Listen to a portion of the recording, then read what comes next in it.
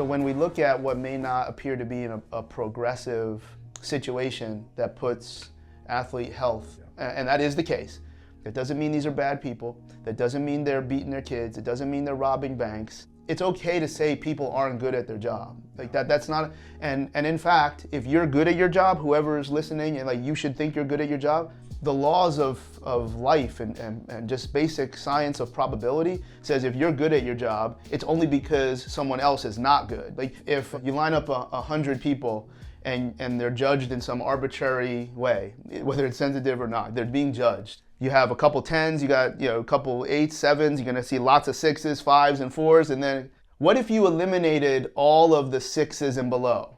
The 7 isn't a 7 anymore. The 7 is a 2. The only that 10 is over there. What I'm getting at is that to say somebody is good or not good at their job is a normal thing. Yeah. But when it comes to human performance, at least in my profession, and you're kind of in this collateral, is like if you say someone is garbage, then automatically it is combined with they are a horrible human being that ripped rabbits' heads off. Dude, now the mystery is, which is fair, that hopefully, look, I've been in and I got some cool stuff. Like I got one of these, but to try to understand if that's the case, how is this even remotely possible when these roles are meant to protect billions of dollars of assets? Yeah. That's what's weird. It's not weird that people suck. It's an insurance policy. Yeah. Here, I'll say this, because I do have opportunities to have communication, and I just try to play a character.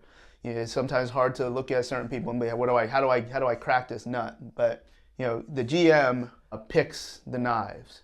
These are all these are the knives that are going to cut the steak as best possible. And of course, the GM has constraints on how he or she evaluates the knives and how much they pay for them. Yeah. The knives. The coach uses the knives. If the coach uses the right knife in the wrong way, is it the GM's fault or is it? So you give the coach the best knives possible. The performance or fitness, make sure the knives are as sharp as they can be at all times, so that when the coach uses them, he can use them as recklessly and as wise, so to win the game. Medical is if the knives break, they can put them together as fast as possible and get them back into that chute. I'm talking about knives. I'm not talking about sport. And I'm not talking about strength and conditioning. I'm not talking about certified athletic trainers. I'm just talking about knives and this process that's an analogy. Maybe as far as I'll parry, the troubles that maybe you saw over the different organizations. Number one, it doesn't mean people are bad. It just means they're not good at their job. But what I just described, I don't see happening very often. Yeah. And I travel so much, so I get to get a little insight a lot of these big programs and the big ACC schools, and there's such a big drop off of these schools, 40 and below schools, just like the cohesiveness. And everybody has standards, and look, if you've been to, I know where the. Yeah, I don't know what I'm gonna say, but if you stay in a lot of nice hotels, you know where the lousy ones are. So everyone has different standards, but I think I wish that when the topic goes down a certain direction where it's solicited, meaning somebody asks, you can't just go out there and be like, yo, so and so is trash. Yeah, that's out of line. But if someone asks, you're like, I never even met the person. You're asking me a question about this confined context of what I'm seeing. I'm allowed to say that's trash. So is and you can say my stuff is trash. Like it's okay.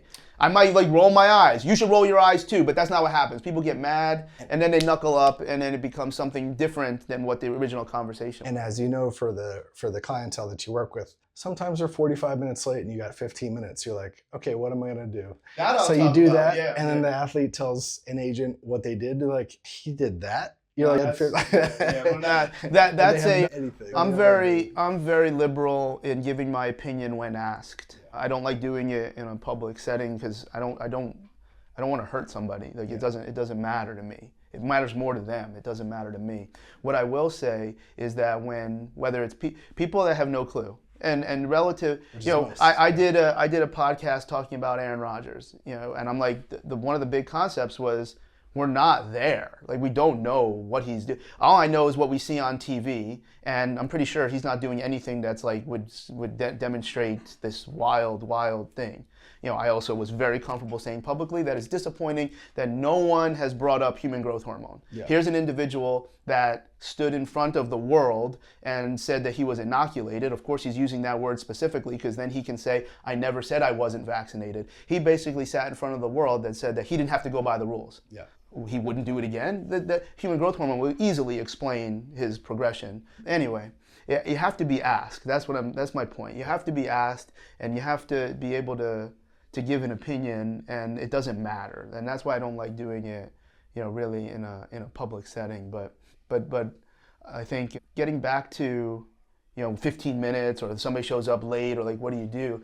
I think when people, whether they're on the inside or outside, and no one's on the inside unless you're truly on the inside in any situation, you're only getting information that's allowed to be out. To me, the implication is the entire organization, not the individual that is supposed to be responsible for what is being commented on. So if I'm your coach for something and we're not getting it done, and the fan base is like, you know, for 4 years in a row, you know, we've been the worst team in the league, so you know it ain't me. And so now the fans are mad. So we need a new strength coach. We need a new medical. We need a new doctor. I'm like, because I might be a little bit more inside, be like, yeah, look, they're not very good at what they do.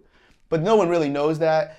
Well, what we do know is that the organization doesn't care. Yeah. That's the big thing that, you know, I was trying to not get to, but where, you know, the organization does not have an infrastructure. I won't use the word culture, even though that's probably a word that people think I'm trying to say. They don't put this emphasis on evaluation of those individuals. The amount of time the GM judges, you know, the coach and the scouting and anything related to operations, not only is it minuscule to how they judge the medical and performance, they have no idea themselves. They're like, yeah, Charlie, what do you think of Jesse? Good guy? Yeah, should we bring him in? I'm like, yeah, I love that dude. At no point is judging the quality of the exclusive nature of strength and conditioning or medical. No one even knows. Yeah. No one even knows. Like, there's no middle manager that knows enough to judge, you know, the way coaches get judged, the way players get judged. Because the GM, the owner knows if the team loses, the GM is on the hook. I'm just giving, not every team a little bit different.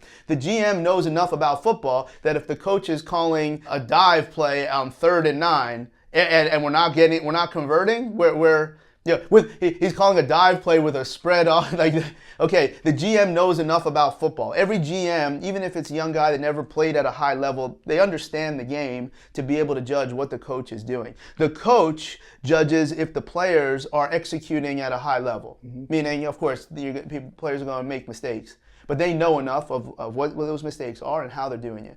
In my experience, and I've been in the building in the NBA and the NFL, there's no one that stands lateral but can look over at medical and fitness. Yeah. And the doctors. I mean, most people don't know this. I'm not aware of an organization where the doctors don't pay to be the doctors. Yeah. That doesn't mean they're bad doctors. Remember, multiple things can be true. But the hospital group and or the physicians are sponsoring the team. And the moment that they don't sponsor, it's a different team doctors. So that doesn't mean they're not the best, but what I'm saying is multiple things can be true. And there's no one that has the exclusive knowledge that acts as management to judge in these situations. Like, again, going back to when you say you're with 7 teams. So that's like, where does that start? Of course, I'm aggrandizing. That's almost the only way I ever go back, because I want it to be about other people. But then those people that are there, it's confusing to the GM because they're like, players love these guys. I'm like, yeah, but you're hurt. Like, there's not a game where you have all 4. You don't have your top 5 your defensive backs 17 games. Like, you never had all 5 of you. This is unbelievable. Now, this is from the small world category. All right. So when I came back from MARSOC, and I probably should have done this and not gone to MARSOC, but I was the lead physical therapist for Marine Corps Special Operations. Awesome. And at that time, a lot of what my vision and later what we did accomplish in Canada basketball, that was what they wanted to do, but it just didn't work. And it was just, you know, it wasn't the right thing, and, you know, whatever. So I had mentored a young man named Anthony Connors, and without Anthony Connors willing to be, come to me and allowed to coach him, none of this happened. So I'm big on, credit where credit is due. Anthony Connors had moved on from where I had met him in central New Jersey. This is the period of time between the NBA and MARSOC. And he went up to New York City. His parents told him he was nuts, and he started to work at a gym called Drive 495. And when I say Drive, and a lot of people know, after I came back, I went there at Anthony's request, and I met up with Don Saladino, who later married Allie and I in our farcical wedding.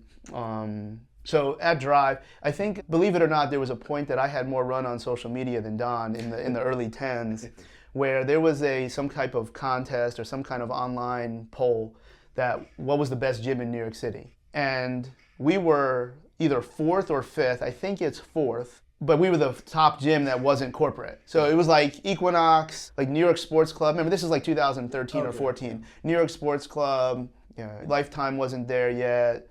Maybe Crunch was Crunch used to have a very significant. It was not kind of what it is, at least down here in Florida. Equinox, the big one. That's both my brothers. And I don't think they had probably just bought LA Sports Club. But anyway, so we were 4th or 5th. So that means we were the best gym in New York City, according to this vote. And maybe my social media had something to do with that. Anyway, as the culture of Drive changed, I'm not going to say the name of the marketing company because of its name, but it's basic. I remember a lot of times I'll hear calls when I'm working with a player and they're talking to their agent or their business people, and they named this marketing company that was a few floors up from Drive, and they said they effing print money, and I'm like, yeah, I tell you, and this would be like one of the most devastating marketing companies in New York City, and doing things. They started to do some filming in the gym with Don, which was the part of his evolution and the gym's evolution, and I didn't think much of it, because I felt Don is a very, very capable coach doing this silly nonsense with hot chicks and throwing med balls over Broadway and doing all this stuff. I didn't like it. I thought it demeaned what we were trying to do to help people. Whatever slowly builds your following. Looking back, who am I to say? I'm just being honest in terms of, and we were talking like, this is some bullshit. What are you doing, man? Fake swords. Oh man, I didn't like it. And it turns out that one of the principals, whatever, of that marketing company was your brother. Yeah. And there's some Netflix specials where he's very, very prominent, and they were involved in some very amazing pop cultural things because of their ability to get people to listen. Yeah. And that if there's something that Don does very well, that's that. And so when you messaged me a few years ago talking about Breath Belt, you referenced that, and I didn't really remember, but it made sense. It wasn't like you were scamming me or something. So you came into Drive to train sometimes. Yeah, because they had the deal, they would help with marketing, but and they'd work out there, use the sauna and stuff like that. So it was just a floor up. So I'd just come to. So what years were that? That would have been what, 17, 18? I think earlier. Around there, 2015 to 2000. Yeah, because the gym hadn't really changed. The gym didn't start to change till 17. Yeah, and what I had done, I'm sure we'll get into the Breath Belt, but that's on the list. In the beginning, I started the company in 2018, but I never did a product before, and I was like, am I really going to be the dude that supports his family putting holes in belts and stuff like that? And so for literally 2 years, I went around the country looking for one. I wanted to find product inventors, like guys like Donnie Thompson, who actually were athletes but also product inventors. I think he's a physical therapist. But then gym owners that were actually athletes, and then that's how I found Dom. And then at the time I was going to perform betters and stuff. So it was all coming together. So he was one of the people, and I was like, holy shit, they're a floor down from my brother, so I might as well just go get in there and introduce myself. So I'm very comfortable saying I have no memory of you being there, even though as your brother, you look very. Oh, okay, I get it. They're brothers. They look similar enough, and I have no memory of the Breath Belt being in the gym. I couldn't afford a logo on the back. I wouldn't know it. Just some kind of Velcro. It looked the same, like just looked like a back brace. So obviously, when there's an organic connection like that, I was very happy to take the call and catch up a little bit. And again, I had seen the Breath Belt, whether it was social media, I knew of it, I knew of the space. And there's a guy, I got some friends from the West Side crew, like J.L. Holdsworth. He's helped me out. And early on, we'll get into the benefits and stuff, but it's a hip hinge tool at the end of the day. That's why I want to kill the weight belt back braces over time. For powerlifting, the word, bracing is bastardized. Maybe it should be reflexive bracing or something like that. It's just the abs aren't reflexive when they're tight or weak. Simple as that. And so there's a guy, Joe Sullivan, who's a world record powerlifter, and he saw the value right away, and he really helped take it from like year 1 to year 3 through the roof, and now it's like a staple in powerlifting, just because it's such a good beginner's tool for somebody.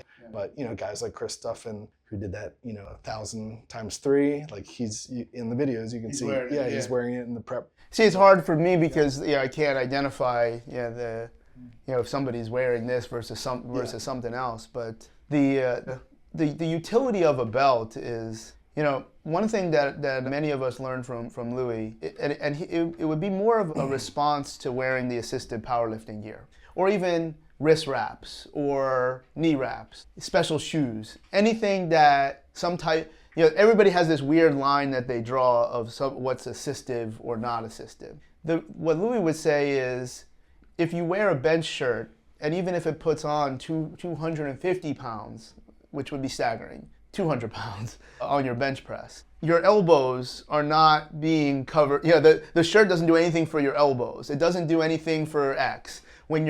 If you're gonna squat with briefs on but no knee wraps, the briefs don't do anything for your knees. So there's something there that maybe isn't bringing up your weakest link, but you're getting better at other things. And I don't find that it's unsafe or inappropriate, and I think the belt fits into that category, because I think there's a question of, should you use a belt or not? I don't care if you do or not.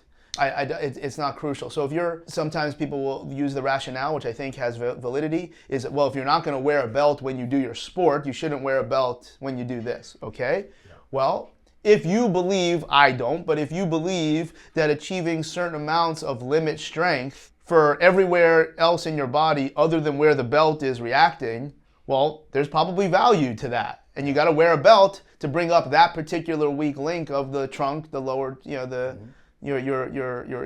abdomen, etc. I don't care. So whether it's breath belt or my big lever belt that I've used my entire powerlifting career, it doesn't matter to me whether you use it or not. Can I lift more with the belt? Yeah, most of the time. I'm not even sure if I can or can't, but I don't try. If I'm going to do something that's heavier, I put my belt on, particularly if it's hinging. I don't do too much heavy squatting anymore, but I will do heavy RDLs, I'll do heavy deadlifts, etc. So I'll put the belt on, and can't even imagine trying to rip 5 or 6 wheels without a belt. Yeah. Okay, I just can't. And I put straps on because I don't care. Like, if I'm using straps and I can pull 6 wheels, my hamstrings, my glutes, and my posterior chain up my back are still getting a bigger stimulus for why I want to train. And that's the big thing that I think, I'm allowed to say that's not how I would do it. I'm allowed to run my version of risk reward and say I'm not doing that. That makes no sense to me, and here's the reason why. Please don't confuse me with someone that actually cares about what you're doing. That's not part of my interest. So wearing a belt that allows you to handle more weight is good. What's better if you're wearing something that teaches you to do something.